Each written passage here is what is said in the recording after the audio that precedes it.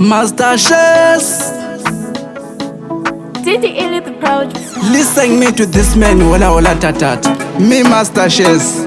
Munozviti mune vakadzi vakavimbika. Uyai kuno tikudze zvese.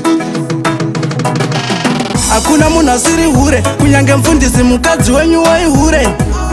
Hakuna munhu asiri hure, kunyange masavata mese muri mahure. Hakuna munhu pano, saka mafanze atake umwe neumwe wake. Hakuna munhu asiri hure, kunyange madzibaba mese muri mahure. Ndauya ndine dzungu, panosimbisa nyaya yangu mese taihu. Maoko mudenga mese muchiti hu. Master Chess vauya saka mese itaihu. Kwandabva kure kure ndichiridza magitare, ndakasvika meshingani ndikagadzira mahits. Mafanzi one nharo kandikanda paripiti, ndakurira kwese kwese kunyange kumuzanzu kasvika Harare. Kuna munhu asiri hure, kunyange mfundisi mukadzi wenyu waihure. Hakuna munhu asiri hure, kunyange masavata mese muri mahure. Hakuna munhu pano, saka mafanze atake umwe neumwe wake. Hakuna munhu asiri hure, kunyange madzibaba mese muri mahure.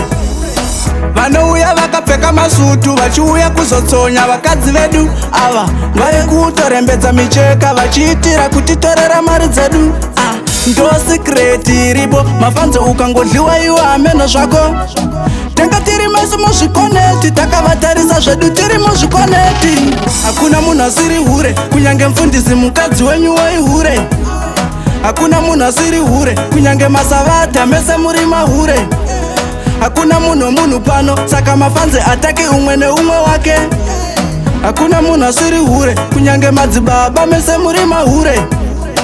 Ndauya ndine dzungu, panosimbisa nyaya yangu mese taihu. Maoko mudenga mese muchiti hu. Master Chess vauya saka mese itaihu. Kwandabva kure kure ndichiridza magitare, ndakasvika meshingani ndikagadzira mahits. Mafanzi one nharo kandikanda paripiti, ndakurira kwese kwese kunyange kumuzanzu kasvika Harare. Kuna munhu asiri hure, kunyange mfundisi mukadzi wenyu waihure.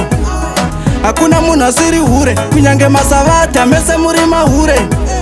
Hakuna munhu pano, saka mafanze atake umwe neumwe wake. Hakuna munhu asiri hure, kunyange madzibaba mese muri mahure.